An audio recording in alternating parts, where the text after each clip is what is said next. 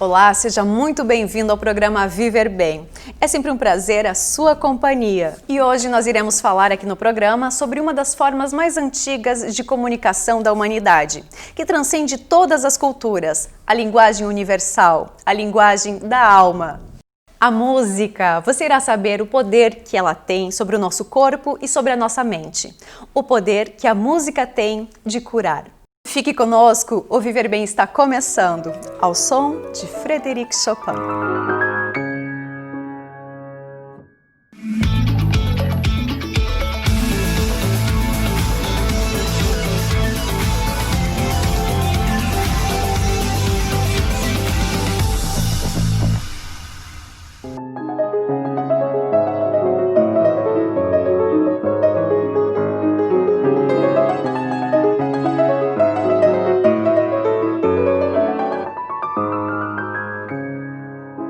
E para falar sobre a música, eu convidei o pianista Alexandre Dietrich, que tem uma carreira atuante no Brasil e especialmente no exterior, e aqui, de Florianópolis.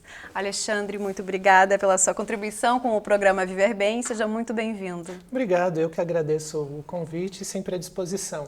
Alexandre, antes de começarmos a falar sobre os benefícios da música, que a música tem na nossa vida, eu gostaria que você falasse um pouquinho sobre o seu trabalho. Bem, eu me formei desde criança, né? Eu sempre tive o acesso à música. Eu estudei em escola luterana e a escola luterana sempre proporciona à tenra idade o ensino da música, né? Com aula de coral, aula de conjunto instrumental.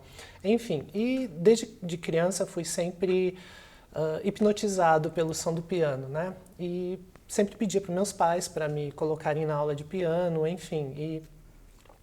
E fui criando gosto, fui sempre até me surpreendo porque é uma carreira incomum, né? Não, quase sempre no vestibular ou nas demais escolhas da vida, né? A carreira de pianista é incomum, a carreira de músico, mas eu sempre tive incentivo dos meus pais. Então, quando chegou o vestibular, eu fiz vestibular para música aqui na Universidade do Estado de Santa Catarina, na UDESC, me formei aqui. Atualmente estou cursando mestrado, né, na UDESC também, sob orientação da professora Bernadette.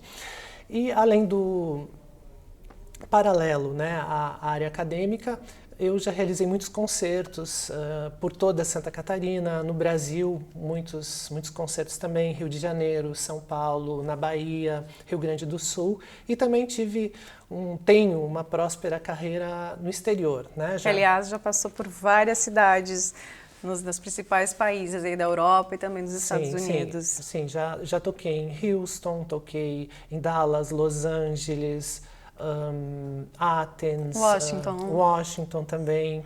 Enfim, na Europa eu toquei em Hamburgo, Bruxelas. Eu acompanho a carreira dele, então eu sei muito sobre ele. Enfim. Em Bruxelas, em Lisboa também, Isso. Em Bordeaux, na França, que aliás foi a sua primeira em 2003, não foi? Isso, exatamente. Foi a minha estreia internacional, foi em 2003, a convite de uma renomada pianista, onde eu tive a oportunidade de fazer um curso com ela. Fiquei 2 semanas na casa da pianista, da Cristina Ortiz, e no final do curso teve um concerto, né, com os alunos dela. Uma grande estreia. Foi.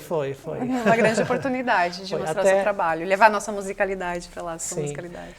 Até agora, por conta da pandemia, todos os eventos foram cancelados. Eu sempre falo que eu sou uma pessoa muito otimista, né? Então eu falo e é verdade, os meus concertos foram adiados. Adiados, né? Exatamente. Nossa vida foi adiada para 2021. Então, esse ano teriam alguns concertos que foram adiados para o ano que vem. Uma turnê de canto e piano em Santa Catarina, alguns eventos nos Estados Unidos também, provavelmente na Europa. Então, tudo vai ser acumulado para 2021. Bom, Alexandre, em 2019 você recebeu o título de Honorável Mestre das Artes Liberais. Como é esse título? Gostaria que você contasse um pouquinho para a gente. Bom, esse título ele é dividido em 15 artistas pelo mundo inteiro, né, da Associação Maçônica de Artes, onde eles anualmente desenvolvem o Festival Apollo. É um festival Mundial de Artes. E esse evento, assim como essa associação, ela é uma associação que prestigia, que ela incentiva as artes como um todo, né? E existem 15 membros espalhados pelo mundo todo e eu fui um escolhido, tive a grata surpresa de receber esse título como mestre das artes liberais, né? Único brasileiro. O único brasileiro. Poxa, que legal. Inclusive, eles fazem uma referência, a ONU, né, faz Sim, referência, fez uma menção, já inclusive. fez uma menção em relação ao trabalho dessa associação. Que bacana. Bom, então vamos continuar falando agora da música aqui em Santa Catarina. Como é o seu trabalho por aqui? O meu trabalho, ele abarca todo o estado. Eu acho importante não ficar específico em determinado ponto, em determinada região. O importante é levar a música, oferecer a possibilidade de uma nova arte, né? Muitas vezes as pessoas não têm, é caro, é difícil. Muitas vezes me perguntam assim, mas é pouca gente que assiste música erudita, música clássica. Eu sempre respondo assim, olha, eu acho que você fala isso porque você não vai a um concerto, né? Porque os teatros sempre estão lotados. O público carece de cada vez mais espetáculos, performances, enfim. E Santa Catarina é um berço promissor desses espetáculos. Nós temos teatros pelo estado inteiro. E eu sempre penso que é importante levar a música para todos os públicos, né? Independente de religião, independente de faixa etária. É democrático, né? Democrático. Eu faço muito concertos didáticos também. E isso é muito bem visto pela sociedade. Por quê? Você pode pensar assim, mas um concerto didático, um evento. Não.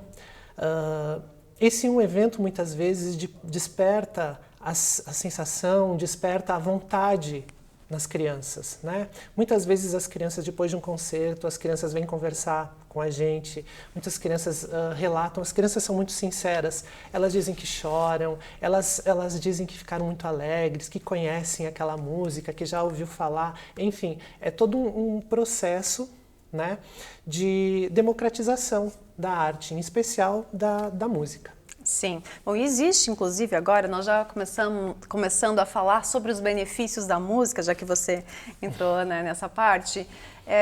Pesquisas, agora a ciência realmente comprovou, né, cientificamente, de que a música faz bem. Ela cura, ajuda a curar. Inclusive, tem uma universidade no Rio de Janeiro, a UFRJ, que fez uma pesquisa sobre o poder da música. Pegaram a Quinta Sinfonia de Beethoven, inclusive, essa mesmo, e falaram sobre o poder que essa música tem de curar, tem de destruir as células tumorais, né? Especialmente em pacientes com câncer de mama. Esta é uma das pesquisas, né? Por exemplo, nos Estados Unidos tem a Universidade de Utah, fez outra pesquisa também que fala exatamente sobre isso, sobre o poder que a música tem de curar em outros pacientes com câncer cerebral, enfim, né? Diversas outras doenças. E, de fato, é isso, né? Platão, Sócrates já falava sobre o poder da música. E a gente se pergunta, por que hoje a música não está no currículo escolar? Creio que existem segmentos que estão lutando, que estão... a música liberta, a arte liberta, né? Então, isso é o mais importante. Caso a gente não tenha esse acesso, nós devemos buscá-lo, né? Caso o Estado, enfim, não possa oferecer, devemos buscá-lo, né? E como papel, como artista, eu devo levar a minha arte ao público, né? Bom, mas voltando à questão da cura, né? É interessante porque qual que é o instrumento do músico? Qual que é a ferramenta que o músico tem? O som, né? O piano, os meus dedos, o piano, a tecla, são os instrumentos que fazem com que a minha ferramenta seja viva, né? O som, ele é uma vibração, né? É um efeito. É um efeito, é uma vibração. Cada tecla do piano, ou no mais grave, ou no mais agudo, ela possui uma vibração. E essa vibração, ao atingir o nosso cérebro, ela produz um efeito, né? E esse efeito está sendo analisado. É interessante porque você falou no Rio, você falou em Utah, na Holanda foi feita uma pesquisa com vacas, né? Então colocaram algumas vacas que não estavam ouvindo música e algumas vacas que ficavam ouvindo música durante o dia todo. As vacas que ficaram ouvindo música, elas produziram muito mais leite do que as vacas que não estavam ouvindo música. O nosso organismo ele reage, né, de uma forma positiva ou de uma forma negativa ao som. E a música, ela pode fazer bem, como também ela pode fazer mal, né? Por exemplo, o ruído, né, ele acarreta em nosso organismo, por exemplo, no estresse, na ansiedade, né? Nós temos também o Hospital Alemão Oswaldo Cruz, lá de São Paulo, que está também fazendo esses estudos sobre a importância da música. Eles pegaram a música de Mozart e estão fazendo essa experiência em pacientes com câncer, enfim, pacientes jovens e pacientes também com uma idade um pouco mais avançada, estão tendo resultados maravilhosos. A música, ela faz com que muitas partes do cérebro sejam expandidas, né? E com essa expansão, as ligações neurológicas, elas ficam mais rápidas, elas ficam mais aceleradas, né? mais rápidas, e isso faz com que a nossa desenvoltura durante a vida seja maior. Né? Faz com que a nossa cura também seja maior. Como seria interessante se nós fôssemos no médico, né? E ele, ao nos receitar uma prescrição de uma lista de músicas que você deve ouvir para ter o seu problema resolvido. Exatamente, né? exatamente. Seria interessante. Será interessante. Será né? interessante, quem sabe, né? A gente comece a entender, né? Já que a ciência provou agora o que há muitos anos já se falado, sabia, né? já se sabia. Bom, Alexandre, a gente vai fazer uma pausa, vou chamar um intervalo, mas a gente vai para o intervalo com uma música de Mozart. Pode ser a La Turca?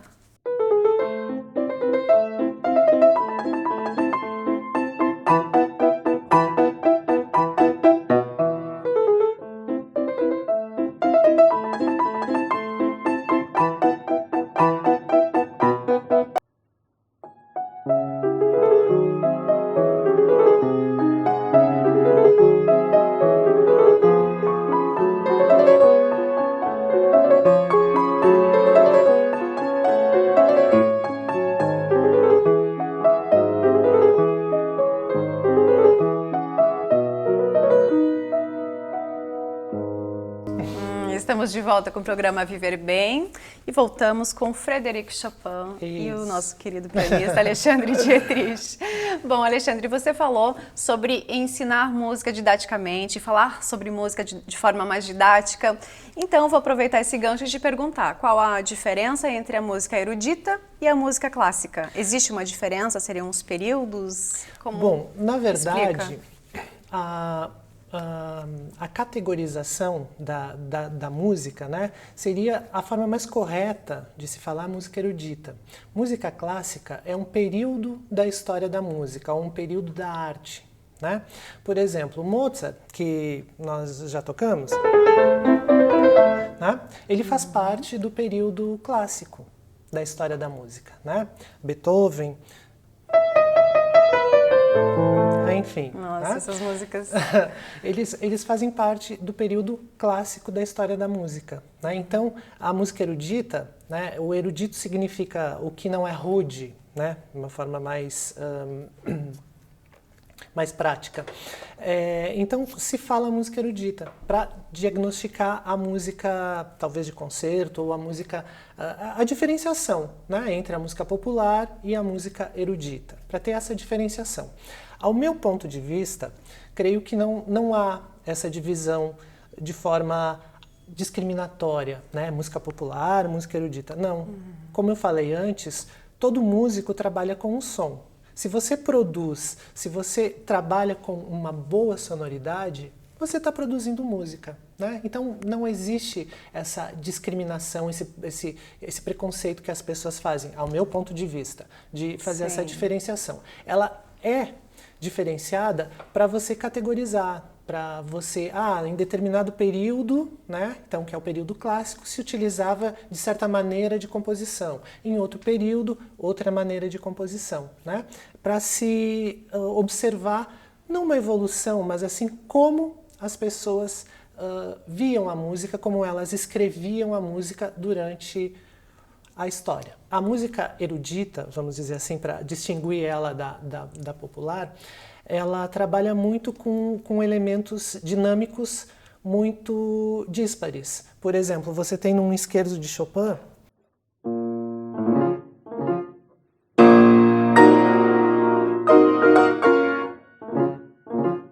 o fortíssimo e o pianíssimo, né? Uma sonoridade forte e uma sonoridade mais baixa Ela oscila ao mesmo tempo. Exatamente. Essas diferenças que fazem com que o ouvinte se interesse pela música, né? Por exemplo, na música popular, essa diferença ela não é tão perceptível, né? Ela tem uma continuidade. É linear. A música erudita, né? A música, vamos supor, para o piano, ela possui, o compositor trabalha com essa linearidade de momentos mais efusivos fortes e momentos mais cândidos. Suaves, Isso. exatamente. Bom, e pode dar mais uma palhinha de Chopin pra gente? Claro.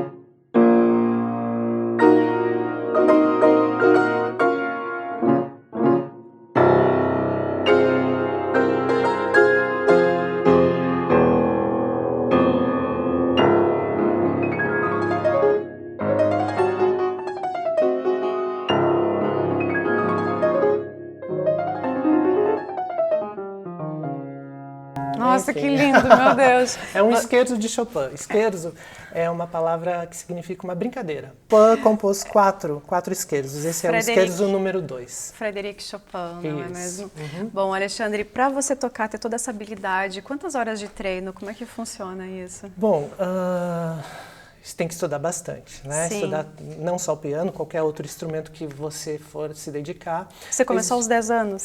10, 11 anos. Uhum. Existe um período que você precisa se dedicar muito ao instrumento. Uma peça, por exemplo, como esse scherzo, é uma peça que tem uma certa dificuldade, não dificuldade, mas assim, questões técnicas a serem trabalhadas, né? Então, elas delongam tempo, né? Você precisa se dedicar a essas peças. É uma entrega. Até porque quando você toca, você coloca lá a alma, né? Você vai junto com a música, parece que é um movimento só. É a interpretação. A interpretação. Né? Você tem que, numa performance, num evento público, num concerto, você está ali não como a pessoa, no caso eu, Alexandre, você está como um intérprete de alguma outra pessoa, exatamente, que compôs, né? Você está interpretando a ideia de outra pessoa para outras pessoas entenderem. É uma coisa muito bonita, né? Muito linda. Então ela tem esse poder mágico, né? Que não é tão mágico, é científico. Bom, Alexandre, vamos falar um pouquinho sobre Johann Sebastian Bach? Na verdade, eu vou querer só que você toque um pouquinho, eu vou ter que chamar o intervalo, a gente vai falar na volta, pode ser? Pode. Essa peça que eu vou tocar, a maioria das pessoas já conhecem, mas não sabem que ela é de Johann Sebastian Bach.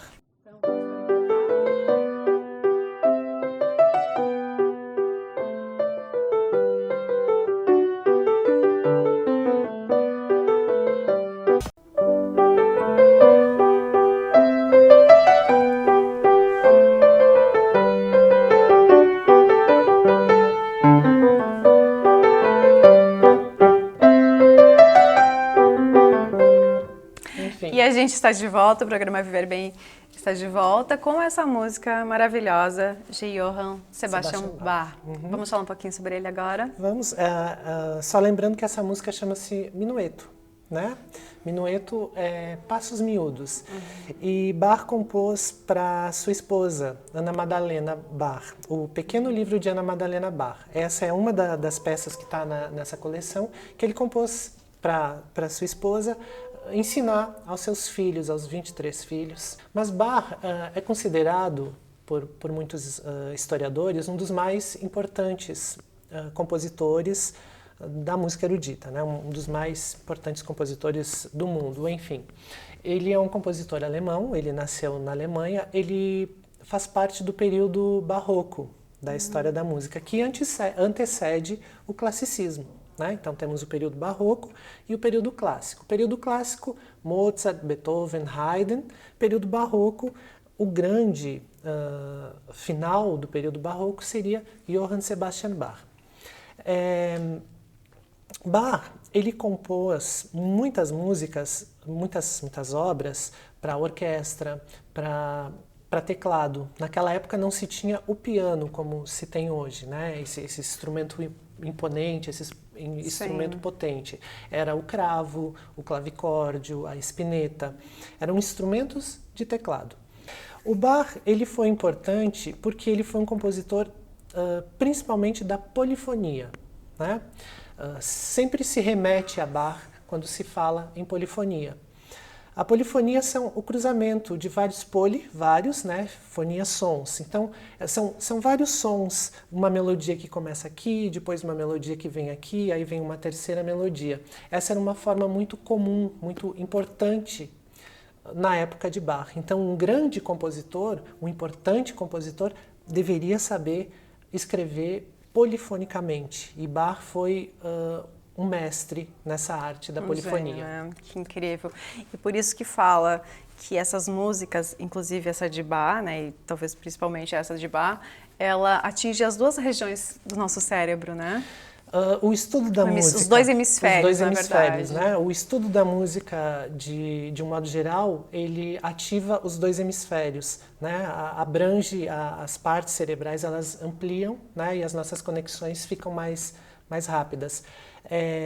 A música, em especial, ela utiliza-se da parte motora, né? Que seria um hemisfério, e da parte da sensibilidade, que seria o outro hemisfério. E nós trabalhamos as duas partes ao mesmo tempo, né? Seriam nossas emoções também. Exatamente, as emoções junto com a parte motora, né? Que é a parte digital ou de qualquer outro instrumento.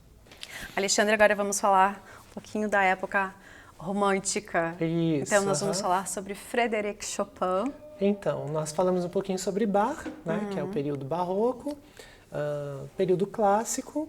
Falamos de Mozart, Beethoven, e agora o período romântico, né, que seria Chopin, Schumann, Brahms, em especial o compositor Frédéric Chopin. Né? Frédéric Chopin é um compositor polonês e que com 9, 11 anos, não me recordo, sai de sua terra natal, da Polônia, e vai morar em Paris. E Chopin carrega consigo toda a sua essência polonesa, né? Ele foi um grande pianista, ele foi um importante pianista também e um importante compositor. A técnica pianística, a maneira de se tocar, ela evolui nas composições de Chopin de uma forma muito expressiva, muito significativa, né? Então, o virtuosismo, o brilhantismo, a virtuosidade, Chopin explora em suas peças. Em algumas, e em outras peças ele explora o lirismo, o bucólico, né, a melodia. Não é à toa que Chopin é considerado o poeta do piano, né? Ele faz com que o piano fale, com que o piano cante, por exemplo, em seus noturnos.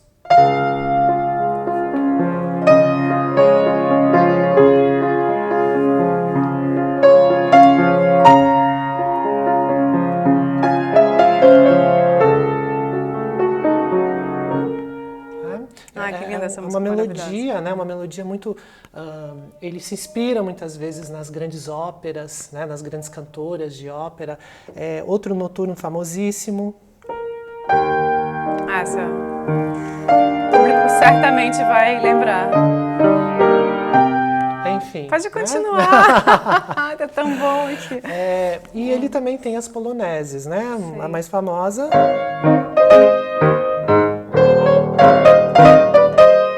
polonese heróica, em que ele retoma aquela civilidade, ele lembra, né, a Polônia, né, uma polonese, uma ala marcial, isso em Paris, porque ele nunca voltou para sua terra natal, né? Então, nessas composições, como nas mazurcas e nas poloneses, ele consegue lembrar, ele consegue retornar à Polônia de uma forma muito romântica, tempo. de uma forma muito bucólica. Né? Ele era radicado na França. Na França. A mãe dele era francesa. Sim. Né? A mãe dele era francesa. E ele dava muitas aulas para a aristocracia. Ele morreu com 39 anos. Jovem. Né? Jovem. Então, ele tem toda a essência do período romântico, de toda aquela atmosfera envolvente, do bucolismo, do inatingível, do amor inatingível, né? Toda essa metamorfose que eles tentavam fazer em relação à vida, a própria vida dos pensamentos que se tinham, os grandes escritores românticos, né, os pintores também. E o Chopin foi um importante compositor que conseguiu transformar todas essas características. Ele passou para o piano, né, que foi o seu instrumento principal. Então vamos viver melhor, vamos viver bem, vamos ouvir mais música, não é mesmo? Isso. Alexandre, eu quero te agradecer muito por participar do programa, por trazer toda essa cultura pra gente, né, para nos ajudar a contar um pouco dessa história tão bonita sobre a música clássica, sobre a música erudita, enfim. Né? Eu agradeço a oportunidade, obrigado, Karen, sempre à disposição, né? E é um prazer sempre esse bate-papo, essa conversa, poder oferecer, né, para as pessoas cada vez mais informação, conhecimento. É uma troca, né? É muito gostoso. A gente deseja muito sucesso a você. Obrigado. Obrigado pela audiência. Bom, então nós vamos encerrar o programa de hoje com música clássica, música do nosso pianista Alexandre Dietrich. Alexandre, Obrigado. É com você agora. Eu quero agradecer ao público por nos assistir, por acompanhar o programa Viver Bem. E quem quiser entrar em contato com o nosso programa pode entrar em contato através das nossas redes sociais, também através do WhatsApp, nesse número que você está vendo agora aí na telinha. Vamos lá, Alexandre?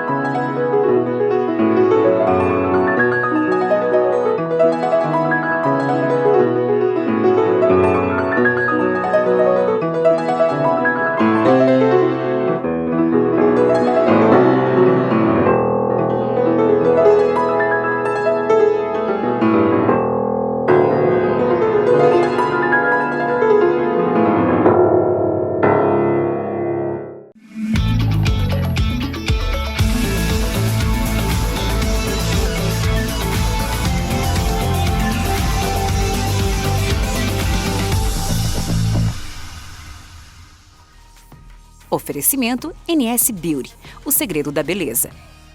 Seven, produtora audiovisual.